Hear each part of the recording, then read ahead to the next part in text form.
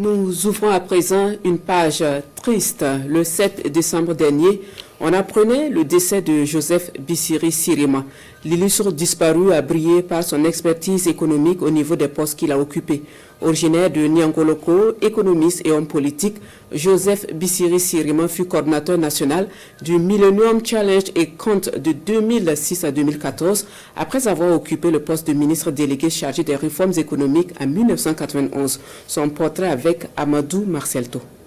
Économiste, homme politique et haut responsable de l'administration économique burkinabé, Joseph Bissiri Sirima a occupé de nombreux postes de responsabilité.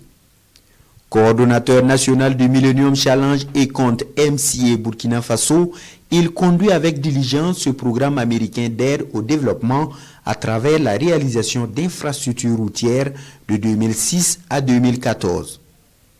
On se rappelle le projet de bitumage de routes et la dotation de 17 communes en bâtiments administratifs et les aménagements dans la vallée du Sourou. Joseph Bissiri Sirima, c'est également l'homme qui a dirigé la mise en œuvre du PAS, le programme d'ajustement structurel au Burkina pendant 11 ans. Reconnu pour sa rigueur, sa discrétion et son expertise économique, il est un fin planificateur. Joseph Bissiri Sirima commence sa carrière à la fonction publique au poste de directeur de la prévision au ministère de l'économie et des finances en 1984, après une formation supérieure en économie et en finance à Nice, en France. L'homme que le Burkina pleure a aussi été un membre de gouvernement. Il a notamment occupé le poste de ministre délégué chargé des réformes économiques en 1991.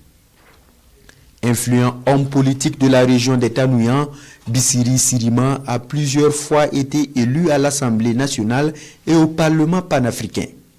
Cet originaire de Niangologo, dans la région des Tanouyan, a milité dans plusieurs partis politiques. Il est connu pour son engagement au sein du Congrès pour la démocratie et le progrès CDP, parti duquel il démissionne en 2014 pour rejoindre le mouvement du peuple pour le progrès MPP.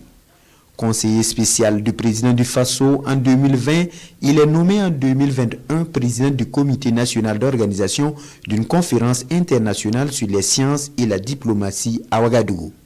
Il y travaille avec Lassina Zerbo, secrétaire de l'organisation du traité d'interdiction complète des essais nucléaires. Né le 14 janvier 1953 à Niangologo, Joseph Bissiri Sirima a tiré sa révérence dans la nuit du 6 au 7 décembre dernier à 72 ans des suites de maladie. Voilà, Bissiri Joseph Sirima a été inhumé hier 13 décembre dans sa commune natale à Niangoloko. Il a été accompagné à sa dernière demeure par ses proches et des personnalités du Burkina et du pays voisin. Tous gardent de lui un homme qui a servi son pays avec dévouement. Un moment plein d'émotions que nous relatent Drissa Traoré et Moumouni Baro. La cité de Santa, dans la province de la Comoé, rend un dernier hommage à l'un de ses fils, Bissiri Joseph Sirima, entre recueillement et moment de détente par les parents plaisanteries du défunt. L'émotion est bien présente.